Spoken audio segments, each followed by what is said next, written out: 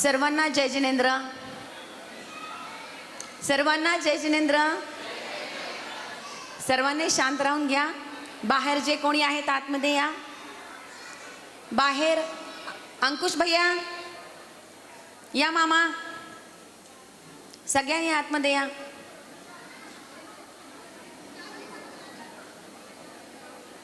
चला आतमध्ये तयार सगळे. शांत. ऐकू येते सगळ्यांना व्यवस्थित आवाज?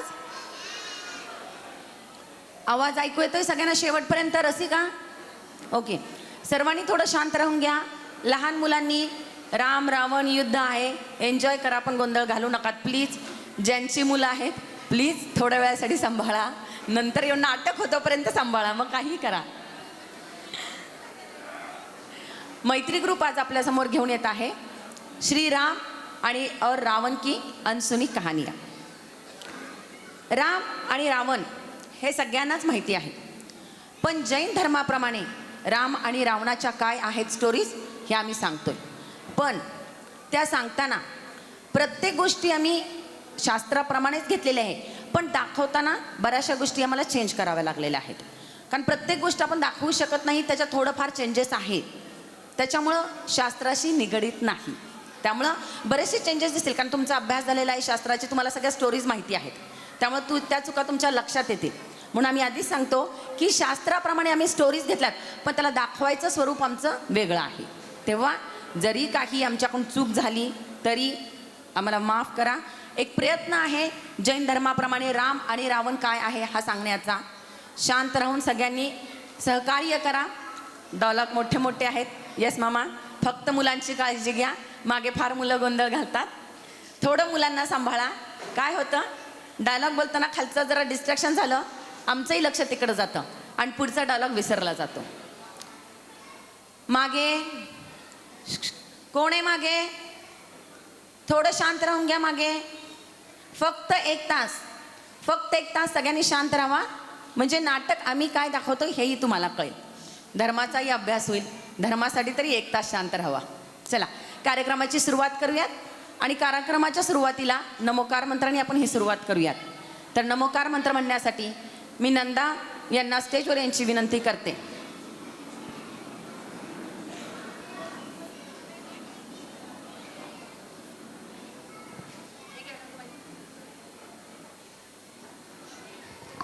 Hello hello. जय जिनेंद्र. दीन तनननन दीन तनननन दीन तनननन तेरे ना पा पा पा प मा मा मा म ग ग ग ग रे सा. दीन तनननन दीन तनननन तेरे ना पा पा पा प मा मा मा म ग ग ग रे सा. जिन शासन की जय हो, जैन धर्म की जय हो, महामंत्र की जय हो, जीवन मंगलमय हो. जिन शासन की जय हो, जैन धर्म की जय हो, महामंत्र की जय हो, जीवन मंगलमय हो. 5 पदों के 35 अक्षर पार करेंगे ये भवसागर. 5 पदों के 35 अक्षर पार करेंगे ये भवसागर. हा हा हा हा हा हा. ओम नमो अरिहंताणम, ओम नमो सिद्धाणम, ओम नमो आयर्याणम, ओम नमो वचायाणम. नमो लोए सवसा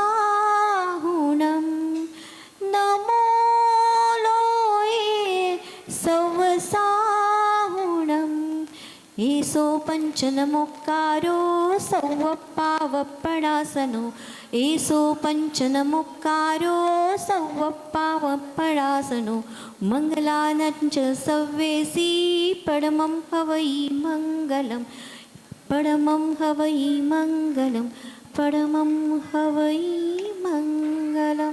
धन्यवाद. अतिशय सुंदर. कार्यक्रमाची सुरुवात अतिशय सुंदर झालेली आहे. सगळ्यांनी शांत बसून घ्या. सर्वांनी शांत बसून घ्या. सगळेजण बसले.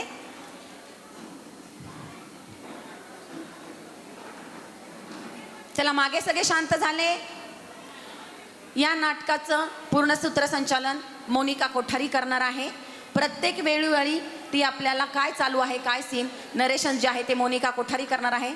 तर मी मोनिका कोठारीला विनंती करते की तिनं स्टेजवर यावं आणि कार्यक्रमाला सुरुवात करावी.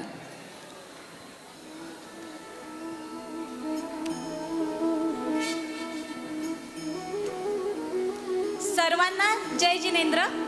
नाटक सुरू करण्याआधी मी पुन्हा एकदा सगळ्यांना सांगू इच्छिते की या नाटकाचं लेखन आणि दिग्दर्शन सौ मयुरी स्वप्नील शहा हिने केलेलं आहे. तिच्यासाठी एकदा जोरदार टाळ्या होऊ देत. मयुरीने या नाटकासाठी खूप एफर्ट्स घेतलेले आहेत आणि आम्ही सगळ्यांनी आमचं बेस्ट देण्याचा प्रयत्न केलेला आहे. तर सुरुवात करूया. फिर से एक बार सभी को जय जिनेंद्र. आज हम मैत्री ग्रुप आपके सामने प्रस्तुत करने वाले हैं श्री राम और रावण की कहानी. रावण का नाम सुनते ही हम में से अधिकतर लोगों के मन में एक क्रूर राजा, अहंकारी व्यक्ति, सबको तुच्छ समझने वाला एक घमंडी राक्षस, ऐसी छवि उभरती है. लेकिन जैन धर्म के अनुसार रावण की छवि इससे बहुत विपरीत है. रावण एक सर्वशक्तिशाली और कुशल राजा थे. वो अत्यंत बुद्धिमान जीव थे. अपनी परिवार की रक्षा के लिए किसी भी हद तक जाने वाले वो एक परम भक्त थे. और हम सब समझते हैं कि रावण के 10 मुख 10 सिर थे. लेकिन जैन धर्म के अनुसार, जैन पुराणों के अनुसार ऐसा नहीं है. रावण का सिर्फ एक ही सिर था और वो अपने गले में नवरत्नों की माला पहनता था. उस नवरत्नों में रावण को, अपने सभी को रावण के और 9 मुख दिखाई देते थे. इसीलिए रावण को दशानन के नाम से भी जाना जाता है. 20वें तीर्थंकर मुनि सूरत नाथ जी के कार्यकाल में ही श्री राम और रावण का जन्म हुआ. श्री राम और रावण दोनों भी जिनेंद्र भगवान के परम भक्त थे. अब आप सभी सोच रहे होंगे कि हम यहाँ रामायण प्रस्तुत करने जा रहे हैं, लेकिन नहीं. हम इस नाटक द्वारा आपको बताएंगे कि श्री राम और रावण में क्या समानताएं थी तथा राम को किन कारणों के वजह से मोक्ष मिला और रावण की किन गलतियों के कारण उन्हें नरक गति प्राप्त हुई. तो चलिए शुरू करते हैं मैत्री ग्रुप द्वारा प्रस्तुत नाटिका श्री राम और रावण की अनसुनी कहानियाँ. श्री राम और रावण की अनसुनी कहानियाँ.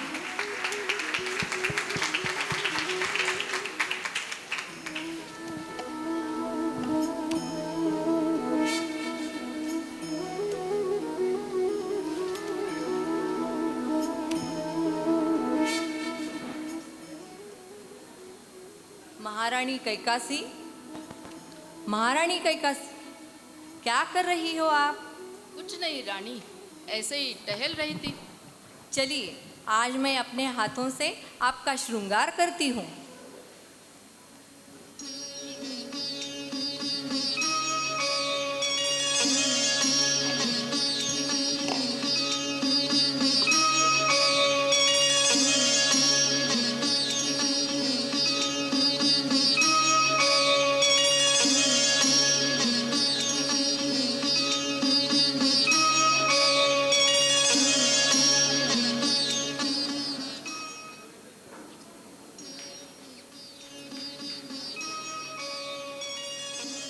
अरे वाह, इस श्रृंगार में आप कितनी सुंदर लग रही हो।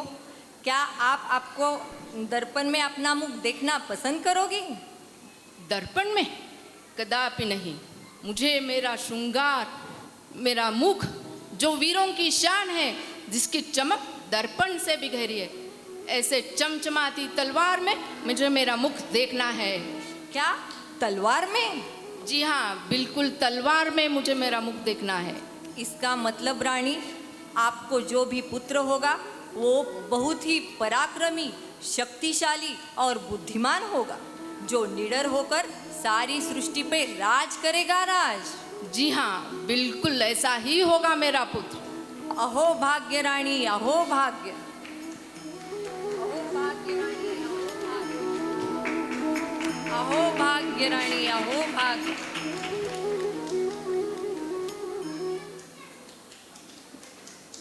मैं शासन देव, और इसी बात का मतलब आप सभी को समझाने मैं यहाँ आया हूँ। इस बात का मतलब जानते हैं? रानी कैकासी के पेट से जो भी जन्म लेगा वो सभी जीवों पर बहुत अत्याचार करेगा। वो कपट, अनीति और अहंकार से भरा होगा। इससे हमें मानव जाति की रक्षा करनी होगी, समस्त राक्षस जाति का नाश कर फिर से धर्म की स्थापना करनी होगी। और इसके लिए हमारे मर्यादा पुरुषोत्तम महापुरुष, जो कि धर्म और नीति मूल्यों का रक्षण करेंगे, ऐसे महानुभव का इस धरती पर जन्म लेने का समय अब आ गया है।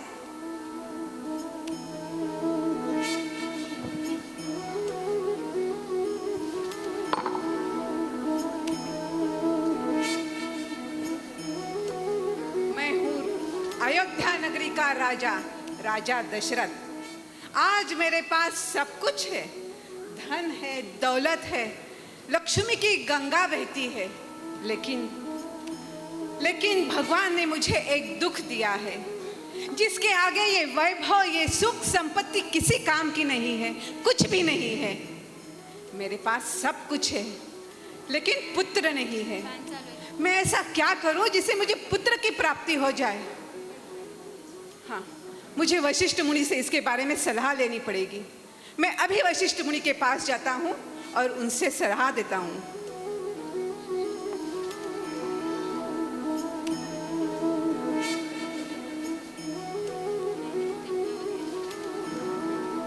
वशिष्ठ मुनि को इस राजा दशरथ का त्रिवार वंदन। आयुष्मान भव। कहो राजा दशरथ, कैसे आना हुआ? क्या बात है? कौन सी विवेचना आपको सता रही है? ऐसा कौन सा शल्य है जो आपके मन को चुभ रहा है? गुरुवर, आप सर्वज्ञ हो, आप सब जानते हो। मेरे पास सब सुख है, कमी है तो बस एक पुत्र की कमी है। मैं ऐसा क्या करूं गुरुवर जिससे मुझे पुत्र की प्राप्ति हो जाए? राजा दशरथ, आप एक महायज्ञ करो। महायज्ञ? हाँ हाँ, महायज्ञ। लेकिन वो यज्ञ मैं नहीं कर सकता। वो यज्ञ आपको श्रृंगी मुनि के द्वारा करना पड़ेगा, और यज्ञ के बाद जो प्रसाद मिलेगा वो प्रसाद आपको अपने रानियों को देना है। राजा दशरथ, आपको एक नहीं बल्कि 4-4 पुत्रों की प्राप्ति होंगी। क्या 4-4 पुत्र? हाँ। ठीक है महाराज, मैं अभी जाता हूँ और यज्ञ करवाता हूँ।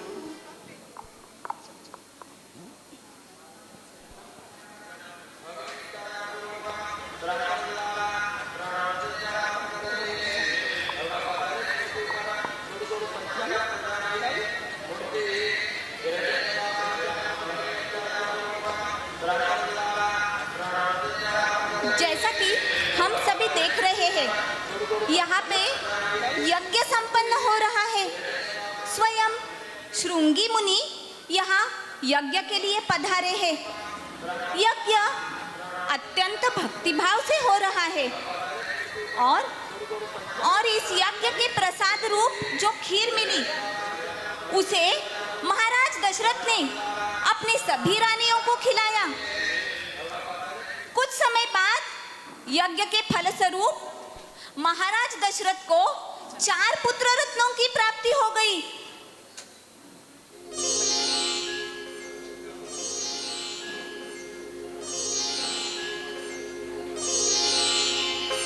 प्रणाम गुरुवर। आपके आशीर्वाद से मेरे महल में 4 पुत्र हो गए। आप इन्हें आशीर्वाद दीजिए गुरुवर। कीर्तिवंत भव, आयुष्मान भव, यशस्वी भव। राजा दशरथ, आपके सभी पुत्र पराक्रमी हो गए, लेकिन सभी पुत्रों में से यह पुत्र सबसे पराक्रमी, महाबलवान और धर्म की खातिर रक्षा करने वाला, सारे जगत को सन्मार्ग दिखाने वाला मर्यादा पुरुषोत्तम कहलाएंगे।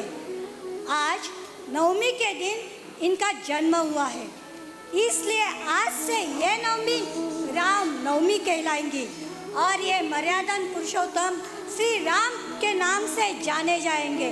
बोलो श्री रामचंद्र की जय। बोलो श्री रामचंद्र की जय। तो चलिए अयोध्या में हम इन पुत्रों का जन्मोत्सव मनाते हैं। अयोध्या के कनक महल में माँ कौशल्या के आंचल में,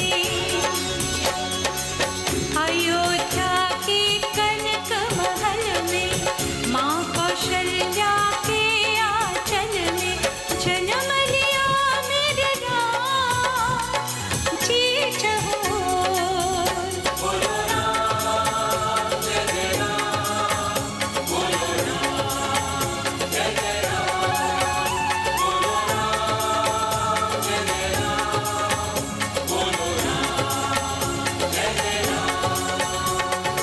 अयोध्या के कनक